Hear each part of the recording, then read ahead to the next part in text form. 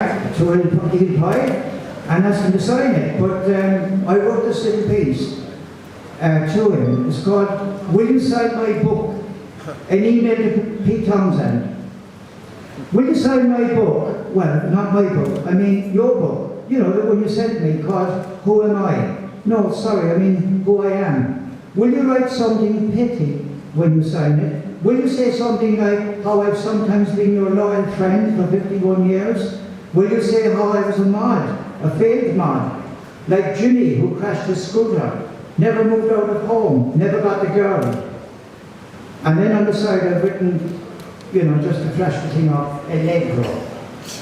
Will you say how much I influenced you? Will you say how much you wrote about me? Will you say how I took your seat in the van? Will you say how I invited myself into your dressing room? Will you say how much I angered you? And don't forget how I used your name to get to a woman.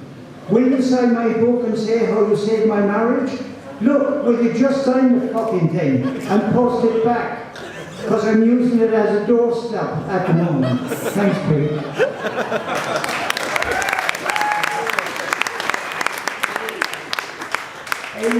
He did sign the book, and the answer I got back, because I love blowing trumpets, the answer I got back was for Jack, a founding member of a society that changed my life and worked for the better. Pete Townsend with love. Now, there's something that I need to say here, and I want to mention an amazing Who fan and her husband. Her name is Melissa Hurley. Her maiden name is Melissa Kanofsky. By her blogs on the emails and her Facebook account, she's been going through hell in the last few months over her mother. Her mother died a few weeks back, Ruth Kanofsky. The lady was 2 weeks over 90 years of age, and we've all been there with our mothers and our fathers. Very, very good close friends of mine have lost parents, and it's difficult. So I want to say hello to Melissa and Gary, and I want to dedicate, well, maybe the next thing that I'm going to read to her. So thank you very much indeed.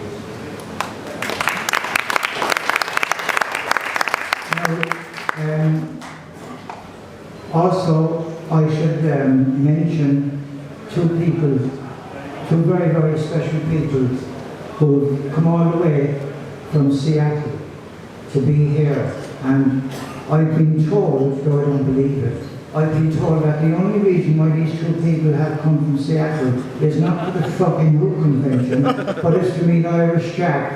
So I suppose if you believe that, you believe anything. But there are two wonderful people, and one is Carrie Pratt and her husband Tom Pratt. This is just one of these little asides. When I left my job as a postman in 2006, I spent the first year in hell. I wasn't used to retirement. I'm useless at home. If my wife sees me with a screwdriver in my hand or a pliers, she asks me what am I doing, and I say I'm just going to fix the light. And I no. So I'm useless at home.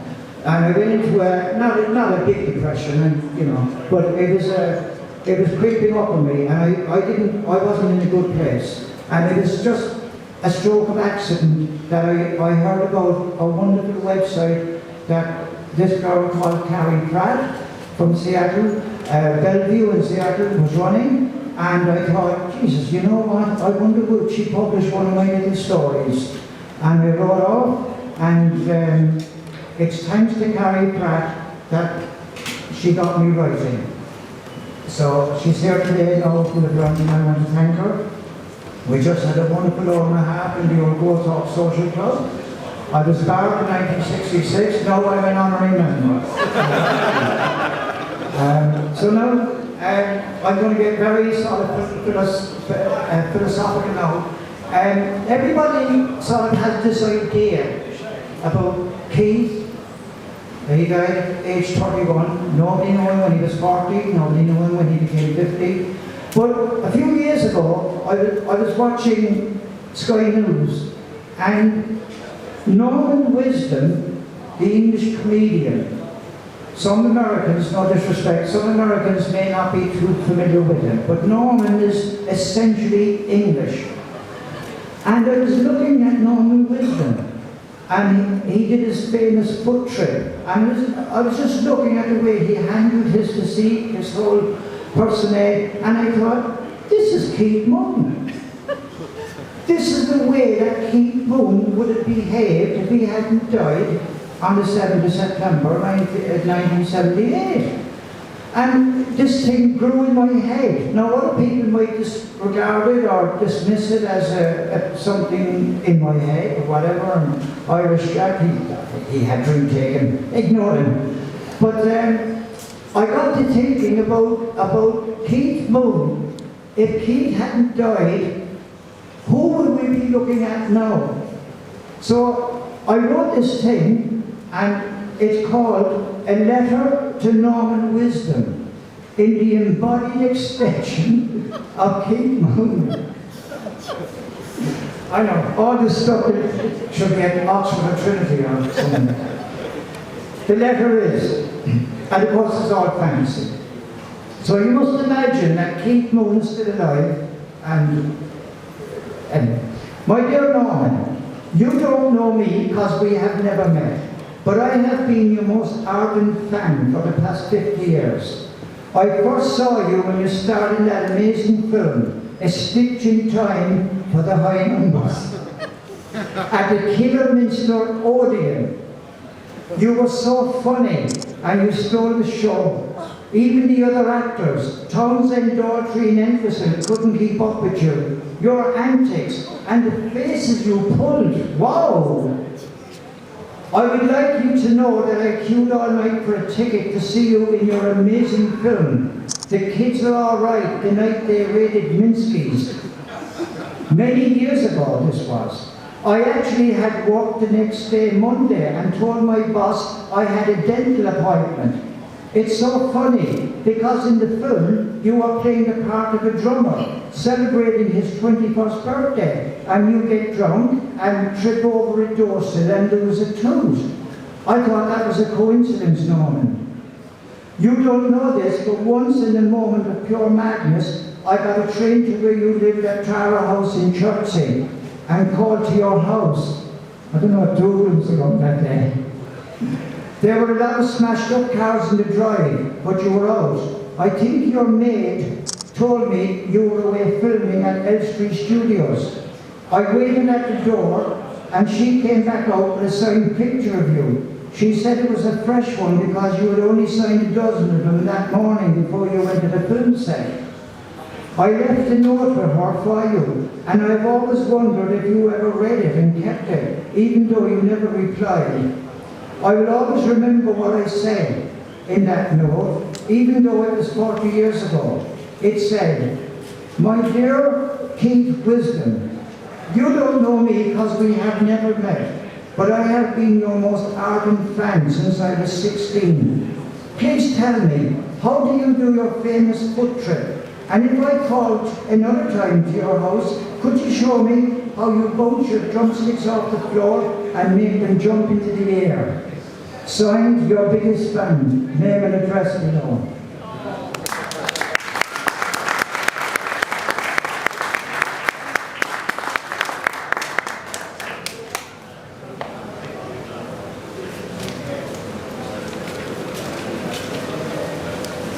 Now, I should mention the 2 people who've gone through hell and purgatory. There's not many Roman Catholics there, I suppose, in the audience, so nobody here knows about fucking purgatory. But I do anyway. But these 2 people took on this bananas event for me and for you. One is John Pluthrow, a friend of mine, fantastic drummer. I'm sure John won't mind me mentioning that he has battled demons himself in his own personal way, and it is fantastic that he is here to be able to do this for us. So I want to thank John for that. Thank you.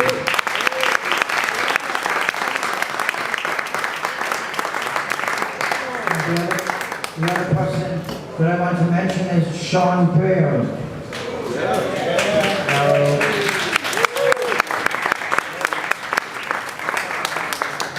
I do have a team of detectives working for me on and off. 6 months a year, they're powertrain detectives. And we've been doing a little bit of digging into the backgrounds of one John Pewterer and Sean Baird. And ladies and gentlemen, it transpires that John Pewterer, everyone thinks he's a bloody Who fan. John Pewterer is the closet president of the Led Zeppelin fan club. And I'm ashamed to be up here. Sean Baird, it transpired, we had a little walk done on him, is an aging fan club president, believe it or not, on a Scottish band, Linda's Farm.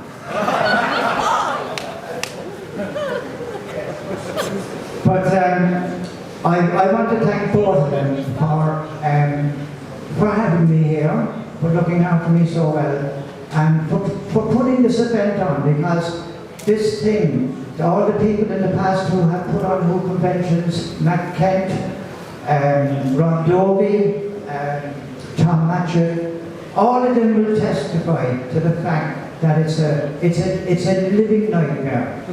And how anyone can keep a wife and run a thing, an animal, a monster called a fucking Who convention, I don't know. So I want to show my appreciation for both of them by stripping off.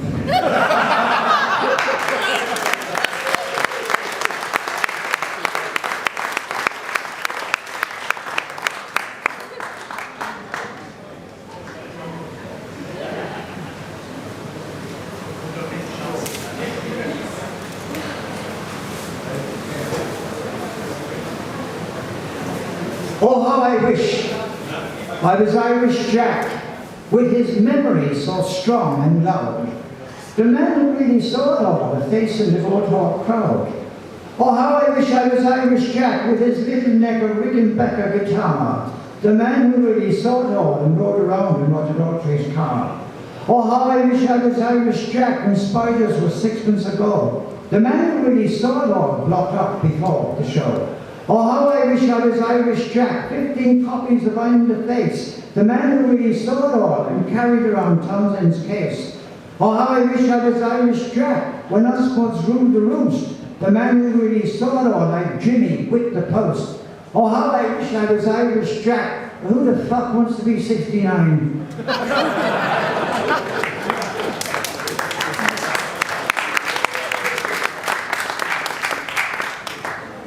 The Life and Times of Mr. J. Cooper. Jimmy was smart, he wasn't square, Scooter looked good and so did his hair.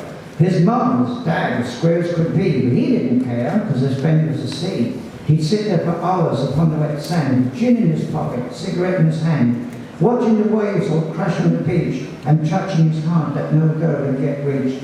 But then came the day when Sept caught his eye, with sparkling eyes and mini-skirt tie. His pictures of Lily, which he'd always enjoyed, became shredded paper, and so unemployed. He'd go to a party, and she'd be there, dancing with those who just didn't care. It made his head spin, it made his heart whirl, for he knew deep inside that he wanted that girl. So he picked up a bottle, got pissed out of his brain, and sat on the sofa where Monkey was going. He kissed, shagged her, got sore in, then feeling real bored, he went for a spin. He rode round the gardens, cut up the grass, to shout to the neighbours, he said, "Up your arse!" Then he sped down the back streets, it started to rain, which can be annoying when you're pissed out of your brain. He called into work, an hour or so late, got sent to the boss and awaited his fate. The boss said to Jimmy, "What's wrong with you, lad? Trunk at home, the tip at your dad? Here, with all your friends, you're never alone." Piss up, said Jimmy. He says, fucking job, get some my wit. And you fat slug. To you, I'm a number that's down in your file. When you see me in the corridor, you don't even smile.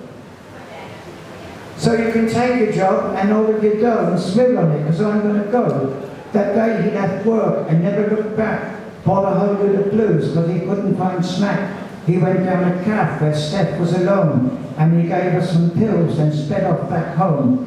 In a few days came Brighton, pills, girls and booze, and with gin in his pocket and plenty of blues.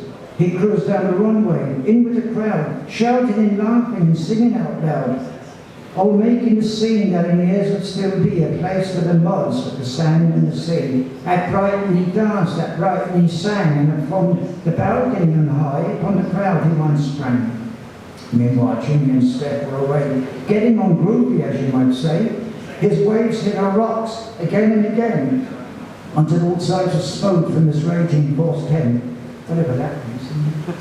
Then all became calm as the tide drifted out, and all became clear with one ecstatic shout.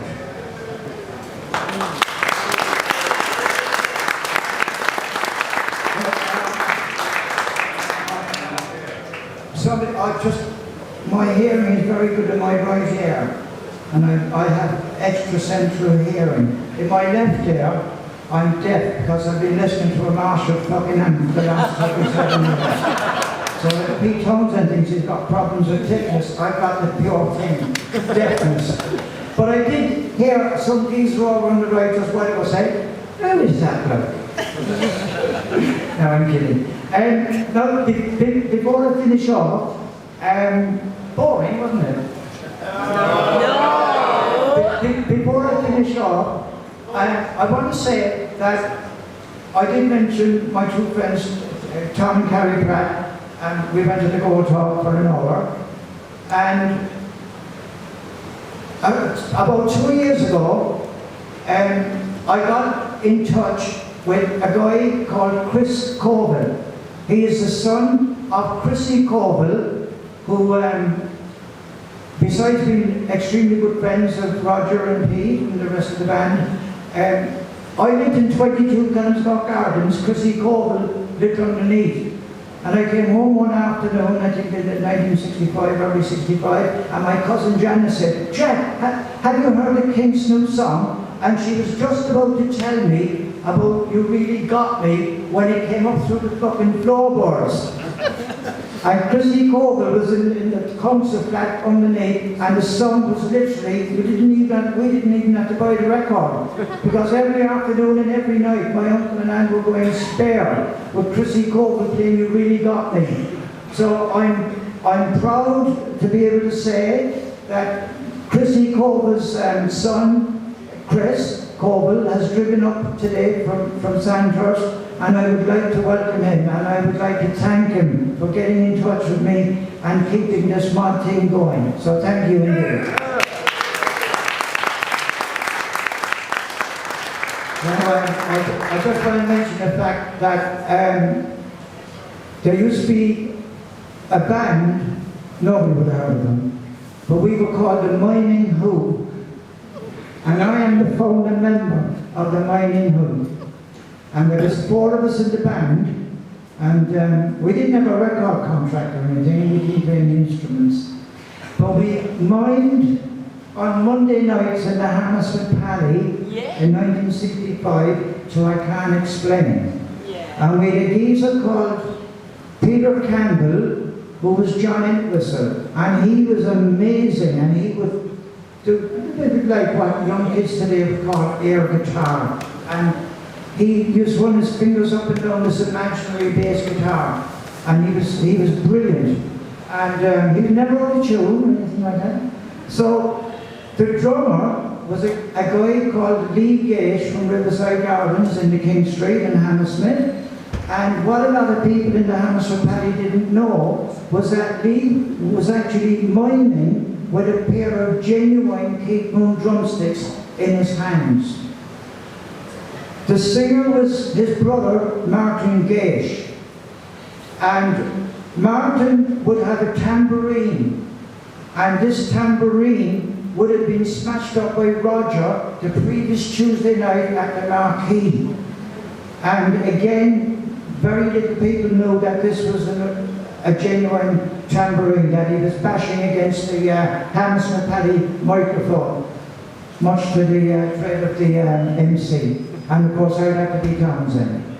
And we had this little mod set of which we were, and Pete Townsend has often spoken about this mod set, who were like a little delegation who came into the room and to go to the dressing room to say, we love your song, I can't explain, and all that. But we were much more than that. We were about 4 or 5 guys, and there was one girl that was hanging around with us. I won't name who she was because it's embarrassing. I don't want to embarrass the lady.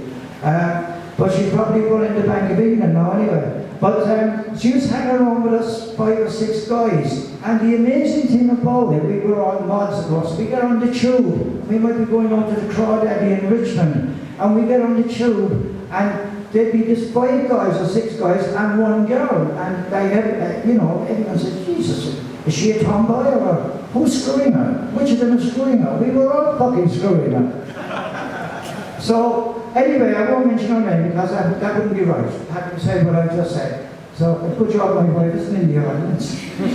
Anyway, Martin Gage is here today. He's down there somewhere.